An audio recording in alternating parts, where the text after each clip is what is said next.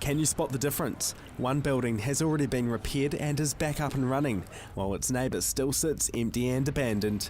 Its owner says it's not from a lack of trying. He's wanted to move on with the repairs of this badly damaged building for more than 3 years.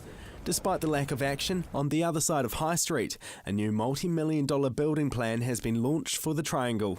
This is the prime centre of Christchurch. It's going to be an insult to Christchurch if that building is sitting there like that when the Triangle Centre is up. Nigel says his insurer IAG was slow off the mark, and what it's willing to pay won't cover the repair costs. He's covered for a maximum of $2.5 million. Nigel's seeking less than that to repair the property, but IAG is offering less than half of what he says he's entitled to.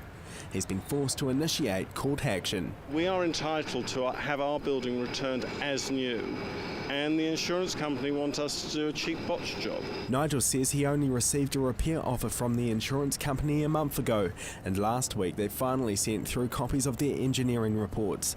They didn't match up with the independent reports he'd already had completed. The earthquake made the floors slip somewhat. Our engineers say without a doubt the floor slabs need to come out, new floor slabs need to be put in. They want us just to fill in the cracks and do it. It's like underpinning a house, but even worse. Nigel says if he ever wanted to sell the building, he'd have to disclose the fact it was second rate. I know as a buyer, I would significantly discount the price I would pay. Nigel Ross owns a number of New Zealand properties and heads a syndicate in England.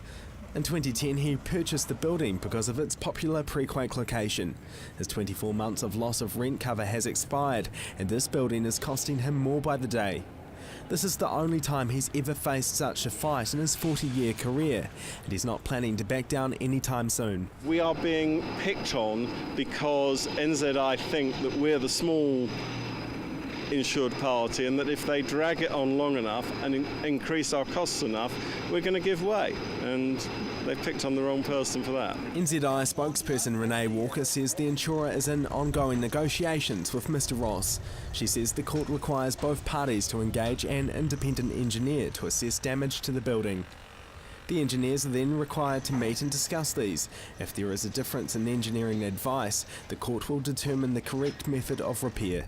The court date is scheduled for October, but appeals could drag the process on for as far as 2016, when the Triangle is due to reopen. I don't know when this building is going to be rebuilt, but it's going to look great if you've got the Triangle Centre there, looking out onto this empty building here. Totally unnecessary. Nigel's resigned to the fact the only winners from this battle will be the lawyers. Marcus Gibbs, CTV News.